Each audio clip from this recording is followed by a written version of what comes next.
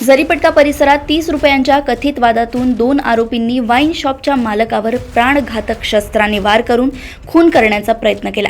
लवेश किशनानी असे जखमीचे नाव आहे। जरीपटका पोलिसांनी जखमीच्या तक्रारीवरून गुन्हा दाखल केलाय। सीसीटीव्ही फुटेज तपासण्यात आल्याने लवेश किशनानी यांचे जरीपटका पोलीस स्टेशन पासून काही अंतरावर वाईन शॉप, बार आणि रेस्टॉरंट आहे।